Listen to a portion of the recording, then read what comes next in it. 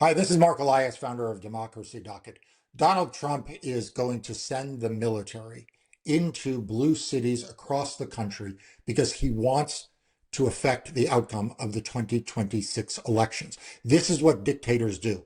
Dictators use the military. They use the threat of force. They use the imagery of a parade of tanks rolling down the avenues of Washington, D.C., of Humvees there right now, of the National Guard in Washington, D.C., the Marines in L.A., soon to be deployed in Chicago. And let me tell you, it's not going to end there. It's going to spread throughout the country. So please do me a favor, subscribe to Democracy Docket, hit the bell in front of you, and become a supporter of this channel for free. But also, I go on television. I just finished up with Nicolle Wallace because I am trying to spread this word as far as I possibly can. And Nicolle Wallace is one of the best journalists for this kind of coverage. And so I never miss that opportunity. So I'm going to show you clips so you can catch up on all of it. But the thrust of what we talked about was authoritarianism. She started by asking me, am I afraid? You know, we saw the raids on John Bolton. We've seen the both sides coverage, frankly, of that, which you can see in the clips I am quite critical of. I mean, the fact is, John Bolton's not my cup of tea. I mean, like John Bolton, as I say in what you're about to say, is not the perfect victim. I mean, this is a guy who was in Trump's administration at a time when I was calling Donald Trump out.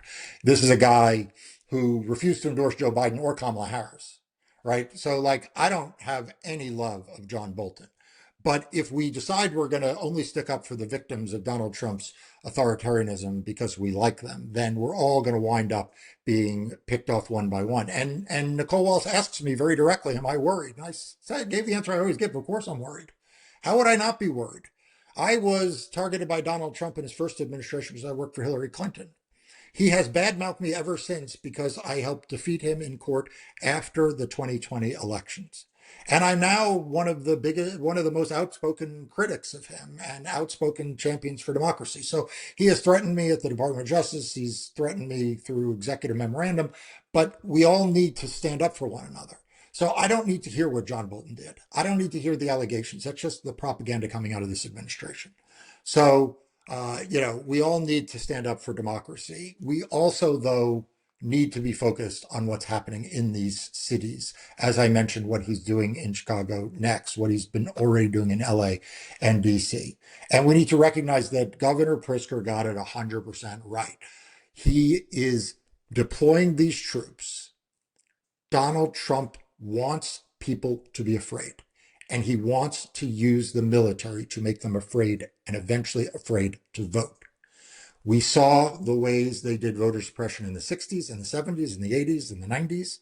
We saw the way when Barack Obama became president, the right wing and Republicans targeted him to try to suppress voting rights. We saw it in the 2016 election, the 2020 election, 2022, 2024.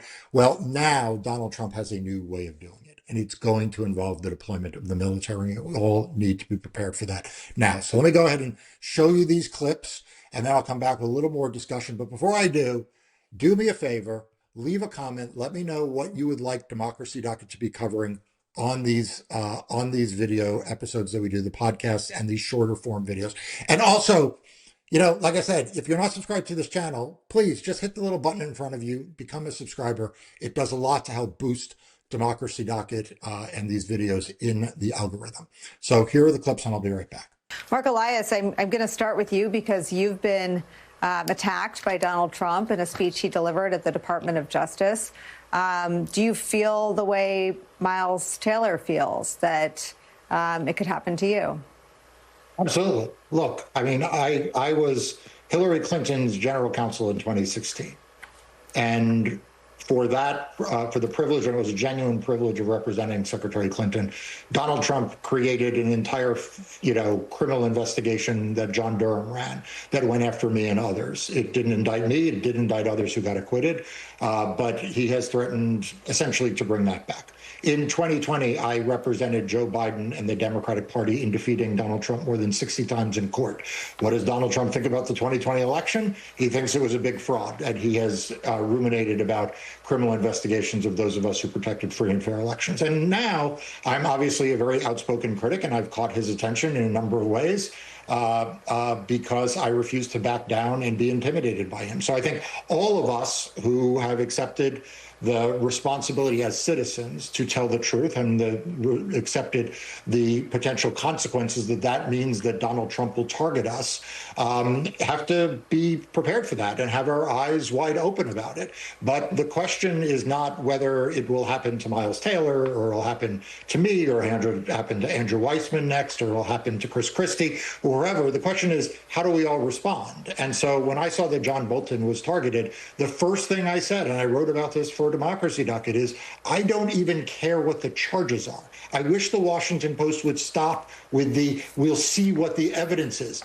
That's all a bunch of nonsense. What we all need to be saying is John Bolton is being targeted because he's a political opponent of Donald Trump, and Donald Trump targets his political opponents. I don't care or need to know what the allegations are to know that this is the abuse and misuse of government power.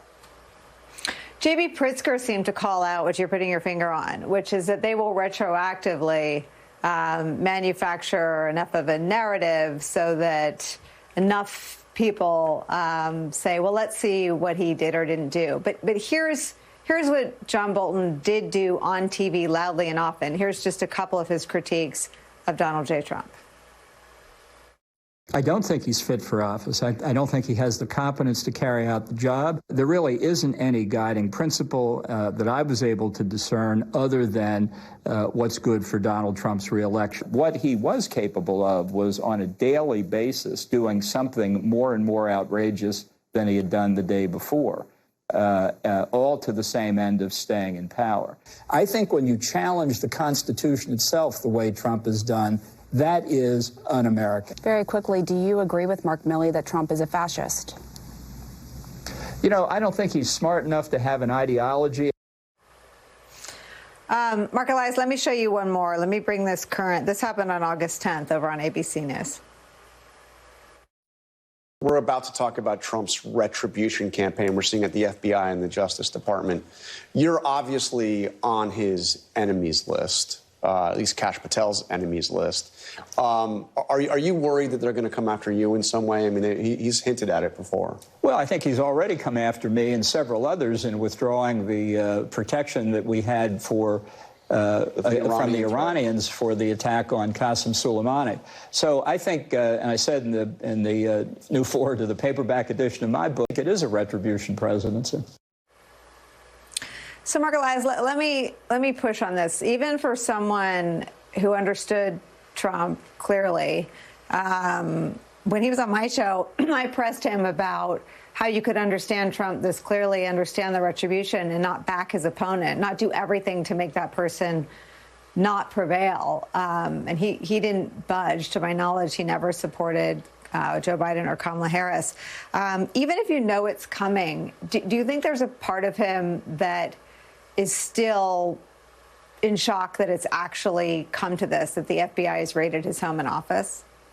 Of course. I mean, there's a natural shock that something terrible happens, even though you know that something terrible may happen. And I also agree with you that John Bolton is an imperfect victim for those of us who care about democracy. He was in Donald Trump's inner circle at a time when a lot of us were calling out Donald Trump for what he was. He, as you say, refused to endorse Joe Biden and Kamala Harris over Donald Trump, even knowing what Donald Trump is. But the fact that he is an imperfect victim doesn't mean that he's not a victim. And it doesn't mean that he deserves any less of the support of people like me who did work against Donald Trump in 2016, who did call him out in his first term, who did work for Joe Biden and for Kamala Harris in their election campaigns. Because here's the thing, Donald Trump wants to find for each of us a reason why defending the person next to us is unacceptable. You know, I don't like them for this reason. I don't like them for that reason. Maybe they did this that I didn't like, or they did that that I didn't like. The fact is, we all need to keep our eye on the ball. Donald Trump is an authoritarian. Donald Trump wants to be a dictator. Donald Trump is subverting the rule of law.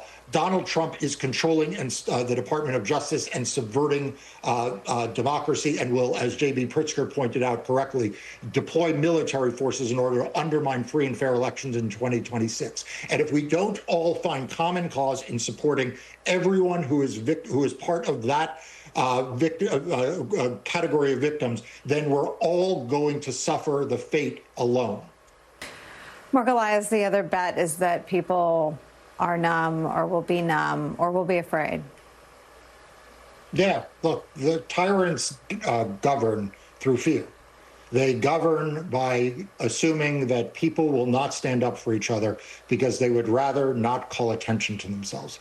Dictators take their power from the acquiescence of not the bad people, but the good people, the people who know that what is happening is wrong, but yet don't speak out. And so it is the obligation of all of us as citizens, whether we fear for ourselves or we fear for our neighbors or we fear for our communities, it's all of our obligations to take a step back, take a step forward, not a step back. When the big law firms refuse to do the right thing, it's the job of all lawyers to say we will double down and do more. When large institutions crumble in fear out of Donald Trump, out of the ashes of that, we all need to stand up and do more. I do want to add one thing, though, that J.B. Pritzker, in the first clip you showed at the top of this hour, got it 100% right. Donald Trump is sending the military to these blue cities because he wants to undermine free and fair elections in 2026. He is normalizing the idea that there will be members of the military on the streets in blue cities, exactly as was said, cities where there are large numbers of black voters. And he is doing it because he believes that his way forward is to prevent those folks from voting. And what was once literacy tests, what was once guessing the number of jelly beans in a jar, what then became more respectable is various laws that made it harder to register to vote, made it harder for people to find their polling place, for black voters to have to wait in hours-long lines. When that, without food and water, when that failed, he is now bringing forward his next weapon to demonize mail-in voting, to say that he is in charge of the counting and the tabulation of voters voting, and to deploy the military in the cities that he thinks will make the difference between Democratic and Republican victory. All right, so that was me talking to Nicolle Wallace on a panel of great guests. It's always fun to be on with other pro-democracy people, and that was that. And so I hope you take away from this what I was trying to communicate, which is that if you are afraid, it's okay, but it's not okay to take a step back. You need to take a step forward. Whether you are standing up for yourself or your family or your neighbors, your communities, we all need to stand up. We need to take a stand now and say that what is happening is not okay.